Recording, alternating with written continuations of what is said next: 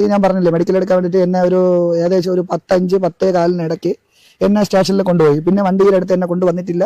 വണ്ടിയായിട്ട് യാതൊരു ബന്ധമില്ലെന്ന്. ഞാൻ പോകുന്നവരെ കണ്ടക്ടർ വണ്ടിക്കകത്തുണ്ട്.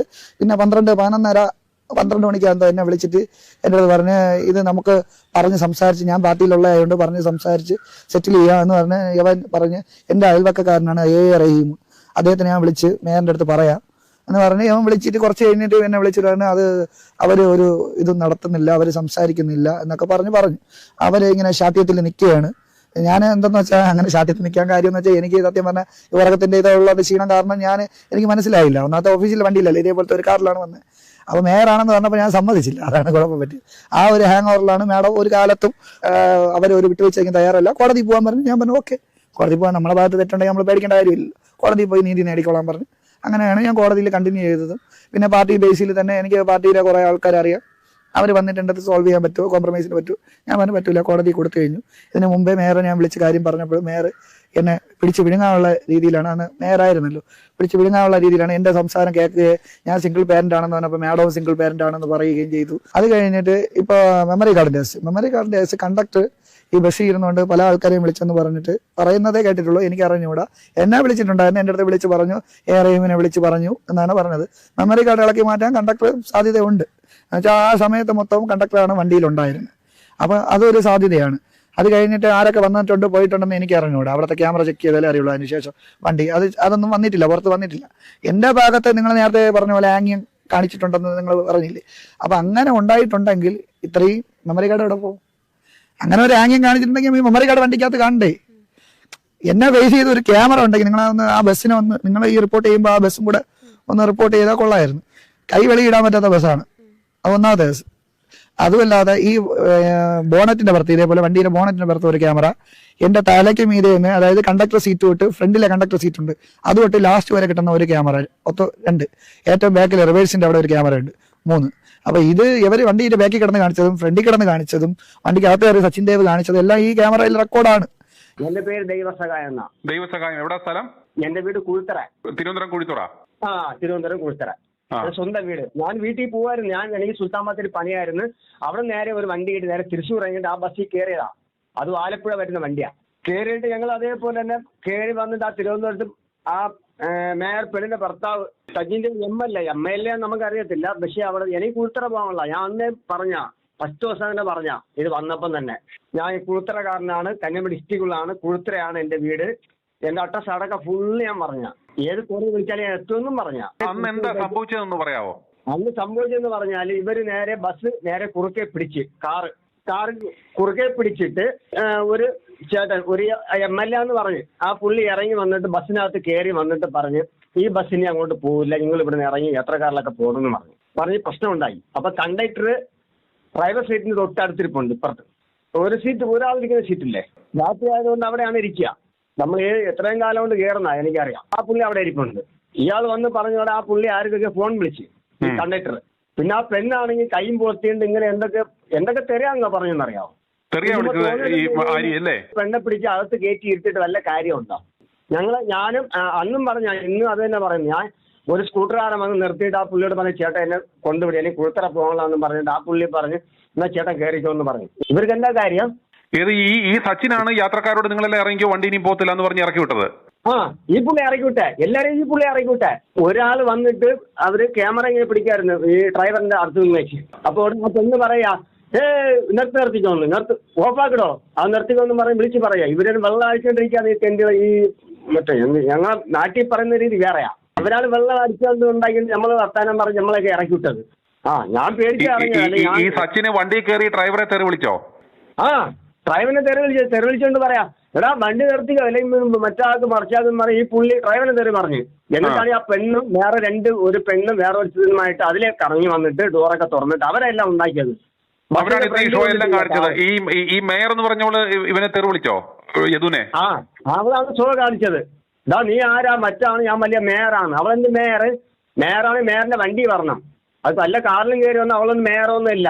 ഞാനായാലും ശരി, ഞാൻ ഒരു പോലീസുകാരനാണെങ്കിൽ ഞാനൊരു ബസ്സിൽ പോയാലും മാത്രമേ എനിക്ക് ഒരു ഡിപ്പെൻഡ് കാറിൽ പോയാൽ എനിക്ക് പോലീസുകാരനാ. അത് കഴിഞ്ഞ് നമ്മൾ ഡ്യൂട്ടി കഴിഞ്ഞാൽ അവർ വേറെയാ. ഇവർ ചുമ്മാ തോന്നിയ ദിവസം പറഞ്ഞുകൊണ്ട് ആ ചെക്കൻ്റെ ജോലിയെ കളഞ്ഞിട്ട് പിന്നെയും വർത്താനം പറഞ്ഞ് നടക്കുന്നത്. ഞാൻ അന്നും പറഞ്ഞ ഏത് കോടതി ഞാൻ പറയാം, എന്നെ വിളിച്ചാൽ മതി. താങ്കൾ അതായത് ഒരു കോടതിയിൽ ഈ താങ്കൾ കണ്ടത് മൊഴി നൽകാൻ തയ്യാറാണോ? ഞാൻ അവരോട് പറഞ്ഞ ഏത് കോടതി വന്ന് ഞാൻ സത്യാവസ്ഥ പറയുന്നു പറഞ്ഞു, എന്നെ വിളിച്ചാൽ മതി എന്ന് പറഞ്ഞു. ഈ സംഭവം എവിടെ വെച്ചാ, തിരുവനന്തപുരത്ത് എവിടെ വെച്ചാണ് ഈ വണ്ടി കാർ ഇവരെ ഫോളോ ചെയ്തത്? ഒരു 3 കിലോമീറ്റർ ഇപ്പം നടന്ന സംഭവം.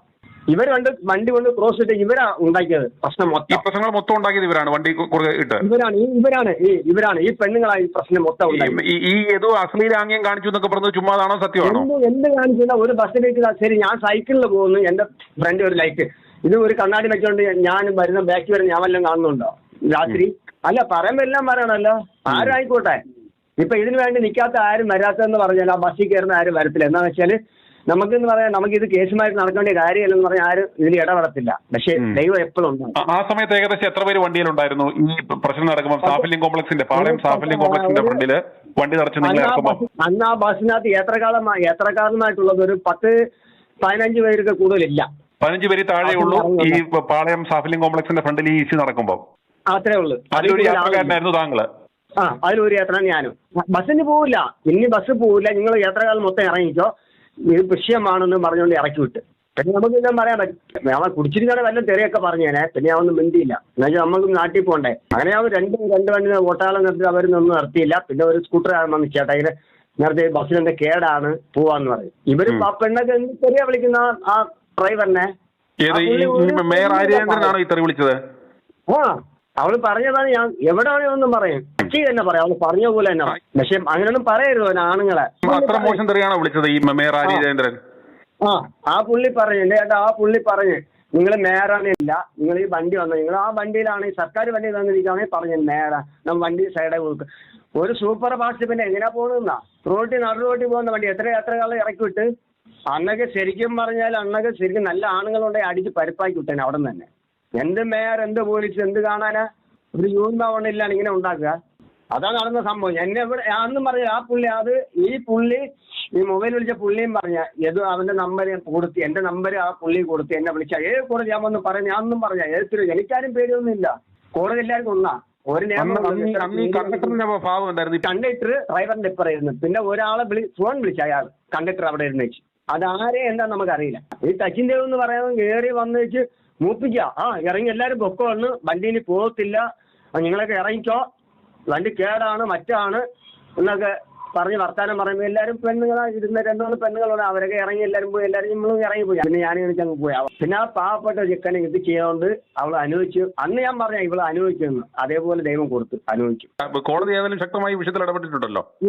ഇനി ദൈവം നമ്മളെ സർക്കാരിന്റെ കൂടെ അല്ല, നമ്മളെ ജനങ്ങളെ കൂടെ ദൈവം ഉണ്ടെങ്കിൽ ഇവളും ഭർത്താവും കോടതി കയറി ഇറങ്ങും.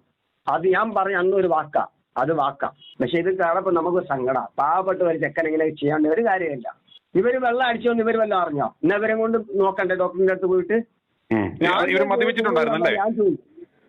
ഇവള് വെള്ളം അടിച്ചോണ്ട് വന്ന കല്യാണം പുരേന്ന് വന്നതാണല്ലോ. ഇവള് വെള്ളം അടിച്ചോന്ന് ആരും അറിഞ്ഞോ? ഒരു പോലീസുകാർ കൊണ്ടുപോയില്ലല്ലോ. ദൈവസഹായം എന്ന് പറയുന്ന ആൾ ആ വണ്ടിയിലെ പാസഞ്ചർ ആയിരുന്നുവെന്നും അന്ന് കണ്ട കാഴ്ച കൃത്യമായിട്ടും കോടതിയിൽ പറയാൻ തയ്യാറാണെന്നും ഞാൻ യദുവിന്റെ അഭിഭാഷകനോട് പറയാം. പാവപ്പെട്ടവർ നമ്മള് ഏത് പാവപ്പെട്ടാണ്? എനിക്ക് 3 മക്കളുള്ള, എനിക്ക് പെണ്ണുമ്പിള്ള ഇല്ലാത്ത പെണ്ണുമ്പിള്ളൊക്കെ മരിച്ചുപോയി. എന്നിട്ട് അന്ന് ഇത് തന്നെ പറഞ്ഞു, ഇത് ഇന്ന് ഞാൻ പറയുന്നത്. പക്ഷെ ഇത് കാണുമ്പോൾ നമുക്ക് സങ്കടം. പാവപ്പെട്ട ഒരു ചെക്കൻ ഇങ്ങനെ ചെയ്യാണ്ട് ഒരു കാര്യമില്ല. ഇവര് വെള്ളം അടിച്ചോന്ന് ഇവര് വല്ലതും അറിഞ്ഞോ? ഇന്ന് ഇവരെ കൊണ്ട് നോക്കണ്ടേ ഡോക്ടറിന്റെ അടുത്ത് പോയിട്ട്? ഇവള് വെള്ളം അടിച്ചോണ്ട് വന്ന കല്യാണം പുരേന്ന് വന്നതാണല്ലോ. ഇവള് വെള്ളം അടിച്ചോണ്ടെന്ന് ആരും അറിഞ്ഞോ? ഒരു പോലീസുകാർ കൊണ്ടുപോയില്ലല്ലോ. അവർക്ക് ഉത്താച്ചി ചെയ്തല്ലോ ഇവര്. അതാണ് ഏത് കോടതി ഞാൻ പറയും. എനിക്കൊരു പോലീസുകാരനെ ഒരു കോടതി എനിക്ക് പേടിയൊന്നുമില്ല. ഞാൻ അവിടെ വല്ലതും പറഞ്ഞിറങ്ങിയ അതാണ്. നമസ്കാരം. ഇക്കുറി ചരിത്രത്തിലാദ്യമായി തിരുവനന്തപുരം കോർപ്പറേഷൻ BJP നേടിയതോടുകൂടി CPM മണികളടക്കം കുറ്റപ്പെടുത്തുന്നത് മുൻ മേയർ ആര്യ രാജേന്ദ്രനെയാണ്. ആര്യയുടെ ഭരണപരാജയവും ധാർഷ്ട്യവുമാണ് CPMന് കനത്ത തോൽവി സമ്മാനിച്ചത് എന്നാണ് പാർട്ടിയുടെ വിലയിരുത്തൽ. ഇത് മുൻകൂട്ടി കണ്ടിട്ട് തന്നെയാണ് തിരഞ്ഞെടുപ്പ് പ്രചരണ ഘട്ടത്തിൽ പോലും ആര്യയെ പാർട്ടി അകറ്റി നിർത്തിയത്. ആര്യ രാജേന്ദ്രൻ മേയറായിരുന്ന 5 വർഷ കാലയളവിൽ ചെയ്ത ഒട്ടേറെ അഴിമതികളുടെ കണക്കുകൾ പുറത്തു വന്നിട്ടുണ്ട് എങ്കിലും അതിനേക്കാൾ ഒക്കെ മേലെ ജനമനസ്സുകൾ ആര്യയെ വെറുത്തത് നടു റോഡിൽ KSRTC ബസ് തടഞ്ഞ് യദു എന്ന പാവപ്പെട്ട ചെറുപ്പക്കാരന്റെ ജോലി കളഞ്ഞ സംഭവത്തിലാണ്. ഇത് ആര്യ രാജേന്ദ്രനെതിരെ വലിയ രീതിയിലുള്ള വിമർശനങ്ങൾക്ക് വഴിവെച്ചു. ഇപ്പോഴിതാ വീണ്ടും ആര്യ രാജേന്ദ്രനെതിരെ രംഗത്ത് വന്നിരിക്കുകയാണ് KSRTC ഡ്രൈവറായിരുന്ന യദു. കോർപ്പറേഷനിലെ CPMന്റെ പരാജയം ആര്യ രാജേന്ദ്രന്റെ ധാർഷ്ട്യത്തിനുള്ള മറുപടിയാണെന്നാണ് ആര്യക്കെതിരെ നിയമ പോരാട്ടം നടത്തുന്ന യദു പറയുന്നത്. തിരുവനന്തപുരം കോർപ്പറേഷനിൽ LDF ഭരണം നഷ്ടപ്പെടുകയും NDA ഭരണം ഉറപ്പിക്കുകയും ചെയ്തതോടുകൂടി ആര്യക്കെതിരെ വ്യാപകമായ വിമർശനങ്ങൾ ഉയർന്നു. അവസാനമായി തന്നെ ഫോണിൽ വിളിച്ചപ്പോൾ കോടതിയിൽ പോയി നീതി നേടിക്കോളൂ എന്നാണ് പറഞ്ഞത് എന്നും പോലീസ് അവർക്ക് അനുകൂലമായ നിലപാടാണ് എടുക്കുന്നത് എന്നും അന്വേഷണത്തിൽ തനിക്ക് വിശ്വാസമില്ല എന്നും യദു പറഞ്ഞു. ജനങ്ങളെ ഒരു വിലയുമില്ലാതെ കാണുന്ന സ്വഭാവമാണ് ആര്യയ്ക്ക്. അന്ന് അവർ എന്നോട് കാണിച്ചത് കണ്ടില്ലേ? മുന്നോട്ട് പോകണമെങ്കിൽ ഇനി മാറ്റം വരണം. ഇവരുടെ പ്രവൃത്തികളിലും ധാർഷ്ട്യത്തിലും ജനങ്ങൾക്ക് അതൃപ്തി ഉണ്ടായിരുന്നു. എന്നോട് മാത്രമല്ല, മുൻപ് വേറൊരു സെക്യൂരിറ്റിയോടും ഇവർ മോശമായി പെരുമാറി. ജനങ്ങൾക്ക് അവരുടെ സ്വഭാവം മനസ്സിലായി കാണും. ആ കേസിൽ നിന്ന് പോലും പോലീസ് അവരുടെ പേരൊഴിവാക്കി. എന്നെ പിന്തുണയ്ക്കാൻ ആരുമില്ലായിരുന്നുവെന്നും യദു പറഞ്ഞു. സംഭവത്തിന്റെ CCTV ഫുട്ടേജ് അടക്കം മാറ്റിയതിലൂടെ വകുപ്പ് മന്ത്രി ഗണേഷ് കുമാറും ഈ തെറ്റിന് കൂട്ടുനിന്നുവെന്ന് വ്യക്തം. ഏതായാലും ആര്യയുടെ പരാജയത്തിന് പിന്നാലെ ഭർത്താവും MLAയുമായ സച്ചിൻ ദേവിന്റെ രാഷ്ട്രീയ ജീവിതവും ഇപ്പോൾ പ്രതിസന്ധിയിലാവുകയാണ്. യദുവിന്റെ കേസിൽ ആര്യയെപ്പോലെ തന്നെ കുറ്റക്കാരനാണ് സച്ചിൻ ദേവും. വരുന്ന നിയമസഭാ തെരഞ്ഞെടുപ്പിൽ സച്ചിൻ ദേവിനെയും CPM മാറ്റി നിർത്തിയേക്കുമെന്ന സൂചന നേരത്തെ തന്നെ പുറത്തു വന്നിരുന്നു. എന്നാൽ ആര്യയെ മാറ്റി നിർത്തിയിട്ടും തിരഞ്ഞെടുപ്പിൽ ജനവികാരം എതിരായതോടുകൂടി നിയമസഭാ തെരഞ്ഞെടുപ്പിന് മുൻപ് തന്നെ സച്ചിൻ ദേവിനെ പാർട്ടി തഴഞ്ഞേക്കും. ബസ് തടഞ്ഞ വിഷയത്തിൽ സംഭവത്തിന് ദൃക്സാക്ഷിയായ ദേവസഹായം എന്നയാളുടെ മൊഴിയും ഇവർക്ക് തിരിച്ചടിയാകും. ഞാൻ പറഞ്ഞില്ലേ, മെഡിക്കൽ എടുക്കാൻ വേണ്ടിയിട്ട് എന്നെ ഏകദേശം ഒരു 10-10:15 ഇടയ്ക്ക് എന്നെ സ്റ്റേഷനിൽ കൊണ്ടുപോയി. പിന്നെ വണ്ടിയിലെടുത്ത് എന്നെ കൊണ്ടുവന്നിട്ടില്ല. വണ്ടിയായിട്ട് യാതൊരു ബന്ധമില്ലെന്ന്. ഞാൻ പോകുന്നവരെ കണ്ടക്ടർ വണ്ടിക്കകത്തുണ്ട്.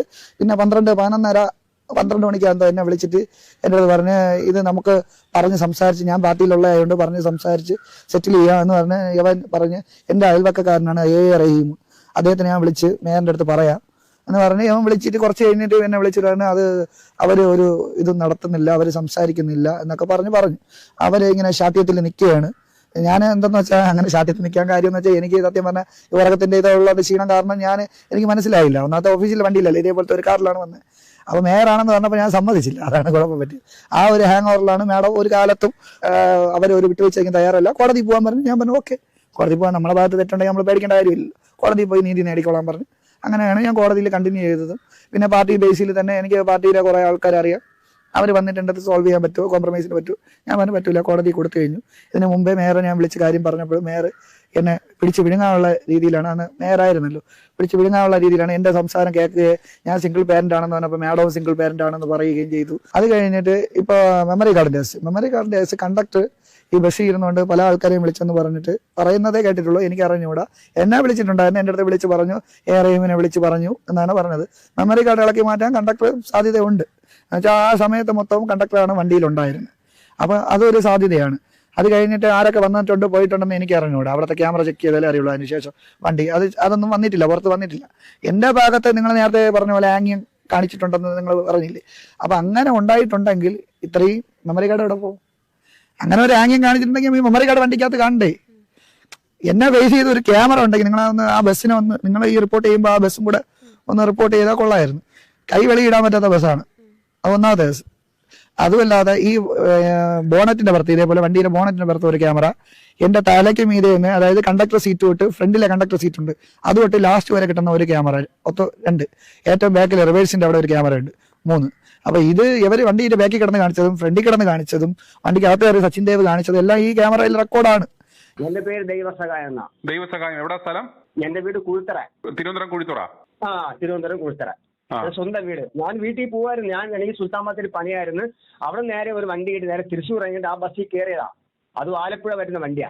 കയറിയിട്ട് ഞങ്ങൾ അതേപോലെ തന്നെ കയറി വന്നിട്ട് ആ തിരുവനന്തപുരത്ത് ആ മേയർ പെണ്ണിന്റെ ഭർത്താവ് സച്ചിന്റെ MLA നമുക്കറിയത്തില്ല. പക്ഷെ അവിടെ എനിക്ക് കുഴുത്തറ പോകാനുള്ള ഞാൻ അന്നേ ഫസ്റ്റ് ദിവസം തന്നെ ഇത് വന്നപ്പം തന്നെ ഞാൻ ഈ കുഴുത്തറക്കാരനാണ്, കന്യാകുമാരി ഡിസ്ട്രിക്റ്റിലാണ്, കുഴുത്തറയാണ് എന്റെ വീട്, എന്റെ അഡ്രസ് അടക്കം ഫുള്ള് ഞാൻ പറഞ്ഞ, ഏത് കോറിൽ വിളിച്ചാലും ഞാൻ എത്തുമെന്നും പറഞ്ഞ. അന്ന് എന്താ സംഭവിച്ചതെന്ന് പറയാവോ?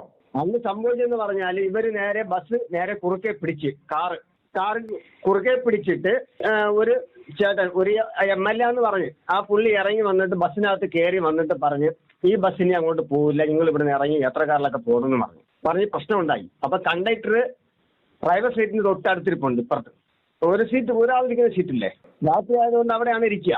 നമ്മൾ എത്രയും കാലം കൊണ്ട് കയറുന്ന എനിക്കറിയാം. ആ പുള്ളി അവിടെ ഇരിപ്പുണ്ട്. ഇയാൾ വന്ന് പറഞ്ഞോടെ ആ പുള്ളി ആർക്കൊക്കെ ഫോൺ വിളിച്ച് ഈ കണ്ടക്ടർ. പിന്നെ ആ പെണ്ണാണെങ്കിൽ കൈയും പൊത്തിയിട്ട് ഇങ്ങനെ എന്തൊക്കെ തെറിയാണെന്നാ പറഞ്ഞെന്നറിയാമോ? പെണ്ണെ പിടിച്ച് അകത്ത് കയറ്റി ഇരുത്തിട്ട് വല്ല കാര്യമുണ്ടോ? ഞാനും അന്നും പറഞ്ഞ ഇന്നും അത് തന്നെ പറയുന്നു. ഞാൻ ഒരു സ്കൂട്ടറുകാരൻ വന്ന് നിർത്തിയിട്ട് ആ പുള്ളിയോട് പറഞ്ഞു ചേട്ടാ എന്നെ കൊണ്ടുവിടുക, എനിക്ക് കുളത്തറ പോകണമെന്ന് പറഞ്ഞിട്ട് ആ പുള്ളി പറഞ്ഞു എന്നാ ചേട്ടൻ കയറിക്കോ എന്ന് പറഞ്ഞു. ഇവർക്ക് എന്താ കാര്യം?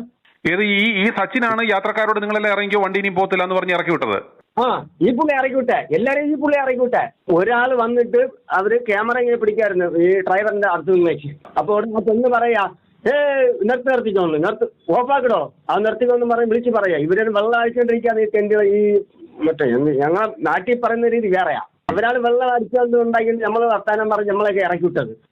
ഞാൻ പേടിച്ച് ഈ സച്ചിന് വണ്ടി കയറി ഡ്രൈവറെ തെറി വിളിച്ചോ?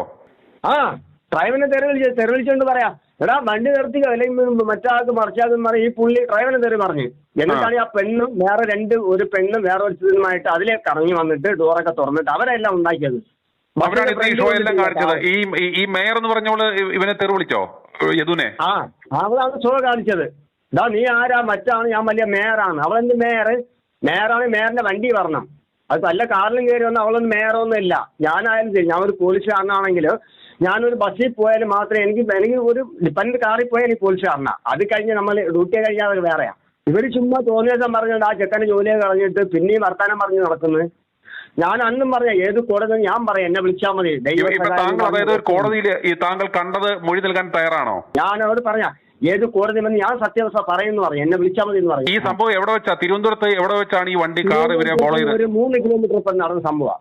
ഇവർ വണ്ടി കൊണ്ട് ക്രോസ് ചെയ്തിട്ട് ഇവരാ ഉണ്ടാക്കിയത് പ്രശ്നം മൊത്തം. ഈ പ്രശ്നങ്ങൾ മൊത്തം ഉണ്ടാക്കിയത് ഇവരാണ്. വണ്ടി ഇട്ട് ഇവരാണ് ഈ പെണ്ണുങ്ങളായി പ്രശ്നം മൊത്തം ഉണ്ടാക്കി. ഈ ഏതോ അശ്ലീലാംഗ്യം കാണിച്ചു എന്നൊക്കെ പറഞ്ഞത് ചുമ്മാതാണോ സത്യമാണോ? എന്ത് കാണിച്ചില്ല. ഒരു ബസ്സിലേക്ക് ശരി ഞാൻ സൈക്കിളിൽ പോകുന്നു, എന്റെ ഫ്രണ്ട് ഒരു ലൈറ്റ് ഇത് ഒരു കണ്ണാടി വെച്ചോണ്ട് ഞാൻ വരുന്ന ബാക്കി വരുന്ന ഞാൻ വല്ലതും കാണുന്നുണ്ടോ രാത്രി? അല്ല പറയുമ്പോ എല്ലാം പറയണല്ലോ. ആരും ആയിക്കോട്ടെ. ഇപ്പൊ ഇതിനു വേണ്ടി നിൽക്കാത്ത ആരും വരാത്തതെന്ന് പറഞ്ഞാൽ ആ ബസ്സിൽ കയറുന്ന ആരും വരത്തില്ല. എന്താണെന്ന് വെച്ചാൽ നമുക്കെന്ന് പറയാം നമുക്കിത് കേസുമായിട്ട് നടക്കേണ്ട കാര്യമല്ലെന്ന് പറഞ്ഞാൽ ആരും ഇതിൽ ഇടപെടത്തില്ല. പക്ഷേ ദൈവം എപ്പോഴും ഉണ്ടാവും. ആ സമയത്ത് ഏകദേശം എത്ര പേര് വണ്ടിയിലുണ്ടായിരുന്നു ഈ പ്രശ്നം നടക്കുമ്പോൾ? സാഫല്യം കോംപ്ലക്സിന്റെ ഫ്രണ്ടില് വണ്ടി നിറച്ച് അന്ന് ആ ബസ്സിനകത്ത് യാത്രക്കാരനുമായിട്ടുള്ളത് ഒരു 10-15 പേർക്ക് കൂടുതലില്ല. 15 പേര് താഴെ ഉള്ളൂ ഈ പാളയം സാഫല്യം കോംപ്ലക്സിന്റെ ഫ്രണ്ടിൽ ഈ ഇഷ്യൂ നടക്കുമ്പോൾ. അത്രേ ഉള്ളൂ. അതിലൊരു യാത്രക്കാരനായിരുന്നു താങ്കള്? അതിലൊരു യാത്ര ഞാനും. ബസ്സിന് പോവില്ല, ഇനി ബസ് പോവില്ല, നിങ്ങൾ യാത്രക്കാരൻ മൊത്തം ഇറങ്ങിക്കോ, ഇത് വിഷയമാണെന്ന് പറഞ്ഞുകൊണ്ട് ഇറക്കി വിട്ട്. പിന്നെ നമുക്ക് ഇതും പറയാൻ പറ്റും. അവൻ കുടിച്ചിരിക്കാതെ വല്ല തെറിയൊക്കെ പറഞ്ഞേനെ. പിന്നെ അവനൊന്നും മിണ്ടിയില്ല. എന്നുവെച്ചാൽ നമുക്ക് നാട്ടിൽ പോകണ്ടേ. അങ്ങനെ അവർ രണ്ട് വണ്ടി ഓട്ടാളം നിർത്തി അവരൊന്നും നിർത്തിയില്ല. പിന്നെ ഒരു സ്കൂട്ടർ വന്ന് ചേട്ടാ ഇങ്ങനെ നിർത്തി ബസ്സിനെന്താ കേടാണ് പോവാന്ന് പറയും. ഇവര് ആ പെണ്ണൊക്കെ എന്ത് തെറിയാ വിളിക്കുന്ന ആ ഡ്രൈവറിനെ? മേയർ ആര്യചന്ദ്രനാണോ ഈ തെറി വിളിച്ചത്? അവള് പറഞ്ഞതാണ്. ഞാൻ എവിടെയാണെന്നും പറയും, കക്ഷി തന്നെ പറയാം. അവള് പറഞ്ഞ പോലെ തന്നെ. പക്ഷെ അങ്ങനെയൊന്നും പറയരുത് ആണുങ്ങളെ. അത്ര മോശം തെറിയാണോ വിളിച്ചത് ഈ മേയർ ആര്യചന്ദ്രൻ? ആ പുള്ളി പറഞ്ഞു എന്റെ ചേട്ടാ, ആ പുള്ളി പറഞ്ഞു നിങ്ങൾ മേയറാണില്ല, നിങ്ങൾ ഈ വണ്ടി വന്നത് നിങ്ങൾ ആ വണ്ടിയിലാണ് ഈ സർക്കാർ വണ്ടി തന്നിരിക്കുകയാണെങ്കിൽ പറഞ്ഞു മേയറാ നമ്മൾ വണ്ടി സൈഡായി കൊടുക്കും. ഒരു സൂപ്പർ ഫാസ്റ്റ് പിന്നെ എങ്ങനെയാ പോകുന്നതാ? നടു റോട്ടിൽ പോകുന്ന വണ്ടി എത്ര യാത്രകളെ ഇറക്കി വിട്ട്. അന്നൊക്കെ ശരിക്കും പറഞ്ഞാൽ ശരിക്കും നല്ല ആണുങ്ങളുണ്ടെങ്കിൽ അടിച്ച് പരിപ്പാക്കി വിട്ടേനെ അവിടെ നിന്ന് തന്നെ. എന്ത് മേയർ, എന്ത് പോലീസ്, എന്ത് കാണാനാ? ഒരു യൂണിഫോം ഇല്ലാണ് ഇങ്ങനെ ഉണ്ടാക്കുക. അതാണ് നടന്ന സംഭവം. എന്നെ ഇവിടെ അന്നും പറഞ്ഞ ആ പുള്ളി ഈ മൊബൈൽ വിളിച്ച പുള്ളിയും പറഞ്ഞ ഏതോ അവന്റെ നമ്പർ കൊടുത്ത് എന്റെ നമ്പർ ആ പുള്ളി കൊടുത്ത് എന്നെ വിളിച്ച ഏത് കോടതി ഞാൻ വന്ന് പറഞ്ഞു. ഞാൻ ഒന്നും പറഞ്ഞ ഏതൊരു എനിക്കാരും പേടിയൊന്നും ഇല്ല. കോടതി എല്ലാവർക്കും ഒന്നാ. ഒരു കണ്ടക്ടർ ഡ്രൈവറിന്റെ ഇപ്പറായിരുന്നു. പിന്നെ ഒരാളെ ഫോൺ വിളിച്ച അയാൾ കണ്ടക്ടർ അവിടെ ഇരുന്ന് വെച്ച്. അതാരെ എന്താ നമുക്കറിയില്ല. ഈ ടച്ചിന്റെ എന്ന് പറയുന്നത് കയറി വന്ന് വെച്ച് മൂപ്പിക്കുക. ഇറങ്ങി എല്ലാവരും പൊക്കോ വന്ന് വണ്ടിയിൽ പോകത്തില്ല, നിങ്ങളൊക്കെ ഇറങ്ങിക്കോ, വണ്ടി കേടാണ് മറ്റാണ് എന്നൊക്കെ പറഞ്ഞ് വർത്താനം പറയുമ്പോൾ എല്ലാവരും ഇരുന്ന 2-3 പെണ്ണുങ്ങളുണ്ട്. അവരൊക്കെ ഇറങ്ങി എല്ലാവരും പോയി. എല്ലാവരും നമ്മളും ഇറങ്ങിപ്പോയി. പിന്നെ ഞാൻ അങ്ങ് പോയി. പിന്നെ ആ പാവപ്പെട്ട ചെക്കനെ ഇത് ചെയ്തുകൊണ്ട് അവൾ അനുഭവിച്ചു. അന്ന് ഞാൻ പറഞ്ഞ ഇവള് അനുഭവിക്കുന്നു, അതേപോലെ ദൈവം കൊടുത്തു അനുഭവിക്കും. കോടതി ഏതായാലും ശക്തമായി വിഷയത്തിൽ ഇടപെട്ടിട്ടുണ്ടല്ലോ. ഇനി ദൈവം നമ്മളെ സർക്കാരിന്റെ കൂടെ അല്ല, നമ്മളെ ജനങ്ങളെ കൂടെ ദൈവം ഉണ്ടെങ്കിൽ ഇവളും ഭർത്താവും കോടതി കയറി ഇറങ്ങും. അത് ഞാൻ പറഞ്ഞ അന്നൊരു വാക്കാ, അത് വാക്കാം. പക്ഷെ ഇത് കാണുമ്പോൾ നമുക്ക് സങ്കടം. പാവപ്പെട്ട ഒരു ചെക്കൻ ഇങ്ങനെ ചെയ്യാണ്ട് ഒരു കാര്യമില്ല. ഇവര് വെള്ളം അടിച്ചോന്ന് ഇവര് വല്ലതും അറിഞ്ഞോ? ഇന്ന് ഇവരെ കൊണ്ട് നോക്കണ്ടേ ഡോക്ടറിന്റെ അടുത്ത് പോയിട്ട്? ഇവള് വെള്ളം അടിച്ചോണ്ട് വന്ന കല്യാണം പുരേന്ന് വന്നതാണല്ലോ. ഇവള് വെള്ളം അടിച്ചോണ്ടെന്ന് ആരും അറിഞ്ഞോ? ഒരു പോലീസുകാർ കൊണ്ടുപോയില്ലല്ലോ. അന്നേരം ദൈവസഹായം എന്ന് പറയുന്ന ആൾ ആ വണ്ടിയിലെ പാസഞ്ചർ ആയിരുന്നുവെന്നും അന്ന് കണ്ട കാഴ്ച കൃത്യമായിട്ടും കോടതിയിൽ പറയാൻ തയ്യാറാണെന്നും ഞാൻ യദുവിന്റെ അഭിഭാഷകനോട് പറയാം. പാവപ്പെട്ടവർ നമ്മള് ഏത് പാവപ്പെട്ടാണ്? എനിക്ക് 3 മക്കളുള്ള, എനിക്ക് പെണ്ണുമ്പിള്ളൊന്നും ഇല്ലാത്ത പെണ്ണുമ്പിള്ളൊക്കെ മരിച്ചുപോയി. എന്നിട്ട് അന്ന് ഇത് തന്നെ പറഞ്ഞു, ഇത് ഇന്ന് ഞാൻ പറയുന്നത്. പക്ഷെ ഇത് കാണുമ്പോൾ നമുക്ക് സങ്കടം. പാവപ്പെട്ട ഒരു ചെക്കനെങ്ങനെ ചെയ്യാണ്ട് ഒരു കാര്യമില്ല. ഇവര് വെള്ളം അടിച്ചോന്ന് ഇവര് വല്ലതും അറിഞ്ഞോ? ഇന്നവരെ കൊണ്ട് നോക്കണ്ടേ ഡോക്ടറിന്റെ അടുത്ത് പോയിട്ട്? ഇവര് മദ്യപിച്ചിട്ടുണ്ടായിരുന്നല്ലേ? ഇവള് വെള്ളം അടിച്ചോണ്ട് വന്ന, ഇവ കല്യാണം പുരേന്ന് വന്നതാണല്ലോ. ഇവള് വെള്ളം അടിച്ചോണ്ടെന്ന് ആരും അറിഞ്ഞോ? ഇവര് പോലീസുകാർ കൊണ്ടുപോയില്ലല്ലോ. അവർ കുത്താച്ചി ചെയ്തല്ലോ ഇവര്. അതാണ് ഏത് കോടതി ഞാൻ പറയും. എനിക്കൊരു പോലീസുകാരനെ ഒരു കോടതി എനിക്ക് പേടിയൊന്നുമില്ല. ഞാൻ അവിടെ വല്ലതും പറഞ്ഞിറങ്ങിയ അതാണ്.